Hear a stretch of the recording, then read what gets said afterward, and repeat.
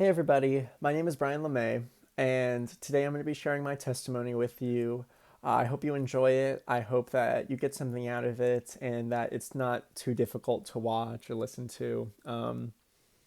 But for those who don't know me, I'm a junior. I'm studying data analytics with a minor in service leadership, and I've been with Chi Alpha since my first semester of my freshman year. So it's been a little bit of time. But without further ado, let's just hop into it. So, my testimony begins with my early life in the church. I was raised as a Christian, so I would go to church every Sunday with my mom, my dad, and my sister. And my family was really integrated into the church. Though, when I look back, I don't actually think that I had internalized what it meant to be a Christian. I think that I just kind of went because my parents would go and some of my friends were there. And the fact that I hadn't really become a Christian when I was younger is really it's really accentuated by what I did in high school, where I wasn't really trying to be more like God. I wasn't trying to really be a Christ follower. Rather, I look back and I think that my high school life was really just centered around trying to get a girlfriend, which it sounds dumb, but I'm sure a lot of us have been there trying to date someone.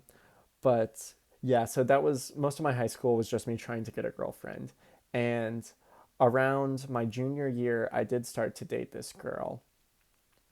And I remember it was also around the time I started dating her that I really kind of pushed God out of my life completely because that was when I really stopped going to church. I kind of stopped praying. I just didn't really care about anything other than this girl. And I'm going to stop right here and I want to explain a metaphor that Matt Herman told me about one time. And it was the metaphor of a necklace where your life can kind of be explained with a necklace.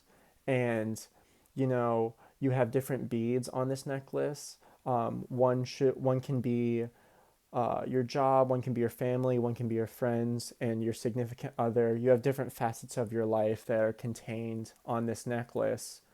And then the string that runs through and connects them all is that it's what's at the center of your heart.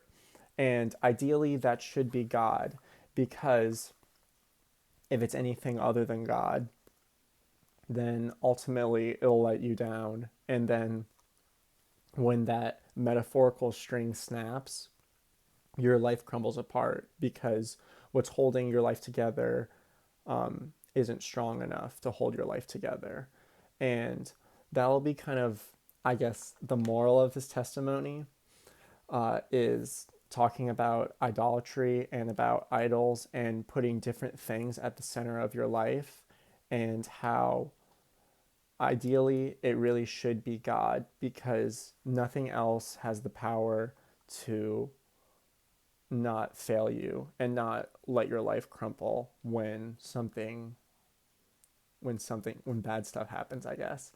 Um, but anyway, uh, going off that tangent, I am now going to college. I got accepted into SLU and I was really excited to go to college. But this girl that I was dating, she's a year younger than me. So she had to finish up high school in Illinois, and I went off to St. Louis. And so we had to do long distance, which was really difficult.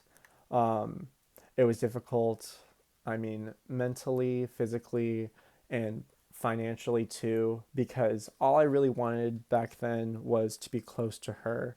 And I really wanted to keep her at the center of my heart. But that was difficult when we were far apart because I didn't have a car, so I would take the Greyhound buses back to Champaign, back to Illinois, um, probably every other weekend. And those buses were not cheap, and it was just really draining to be in a bus for 6 hours every other week. But yeah, So that put a lot of strain on me. And that was the early signs of that metaphoric um, string that connects my life. That was it beginning to fray, and that was it, the early signs of it beginning to snap.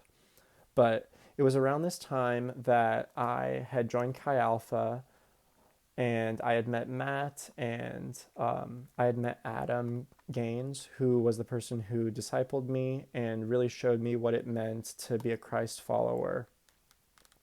And Adam taught me about a lot of stuff. He taught me about having a what's called a devotional life, where you read a section of the Bible every day and you reflect on it. And that was a concept that was really foreign to me because I had just never heard of it. And really, I thought that the Bible was just something that you would read once a week at church. I couldn't imagine reading it once a day, but that's something that Adam introduced to me. And really, what I found is that having a good devotional life is a really great way to keep God at the center of your life and make sure that other things don't crop up in his place. But flash forward to the beginning of my second semester at SLU. My girlfriend and I had broken up because it was bound to happen. And that was really difficult for me because I had made her the center of my life, and my life really crumpled apart when she was no longer in it. And so, something I learned back then was that I really just learned the importance of having something that can never fail you at the center of your life. And that something, someone, I guess, is God. And so I'll just say it again. Um, it's really important to have God at the center of your life if he's not.